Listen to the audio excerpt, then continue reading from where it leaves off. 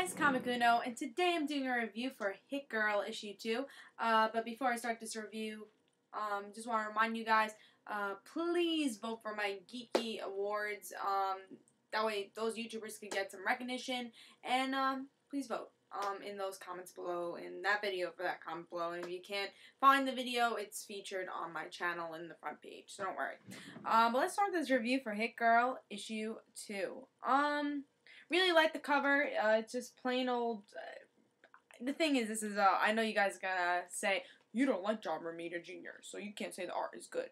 But he does really good art, I think, for Kick-Ass. Just like his art fits for Kick-Ass, you know. And that's what I'm gonna say. It's really good Kick-Ass art, you know. I just think he does. That's his type of style, and I really do like his art for Kick-Ass. But for every other title, it really sucks. Like Avengers vs. X-Men. It's really bad art because of John Romita Jr. But he does a really good job with this style of art. And I gotta say, great kick-ass art. The best just got better. I don't know. I wanted to read the bottom, but I mean, because usually they have some funny stuff on the bottom for the covers, but this was just like, okay, they had to say something on the cover. But yeah, so cover is good. But let's talk about the story. So, Hit Girl's training Kick-Ass to be a good fighter. You know, Hit Girl's been trained all her life to be a good fighter. So Hit Girl and Kick-Ass have made a deal. If Kick-Ass teaches Hit Girl to be a normal teenager or normal preteen, then Hit Girl has to teach, you know, Kick-Ass to be a better fighter. And that's exactly what they do in this issue. And that's pretty much what this whole issue is about. You know, training each other to be better fighter or better, you know, teenager. And I like that. It was fun. I like that they dedicated an issue to that. Sometimes, like, sometimes it would be boring, you know? Sometimes it would be like, oh, this is a filler issue. You didn't really need this issue. Because nothing really that big happened in this issue, yes. There's not going to be anything that big happen in this miniseries because it's in between Kick-Ass 2 and Kick-Ass 1.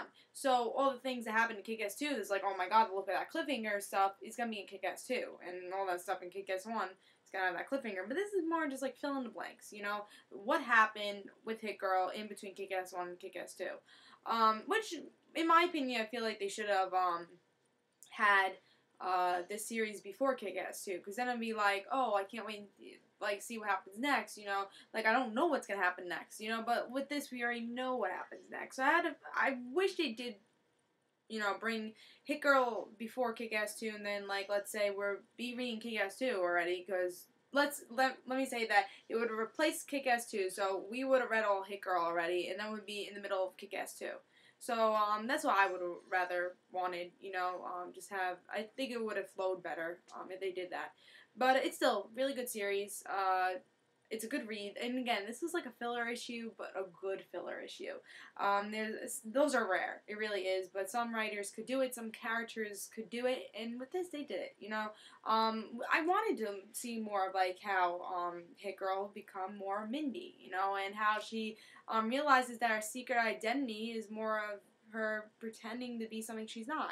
And, I mean, some superheroes do that, some superheroes don't, and that's her choice how to look at it, and I kind of like how Hit Girl does look at it like that.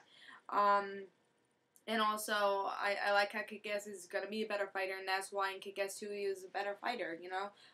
Because in the beginning, I think Hit Girl was training Kick-Ass. I think it was the first issue, Kick-Ass 2. Hit Girl was training Kick-Ass, so now we know why, because they made this deal. So, at least it is filling in the blanks. There's some good stuff.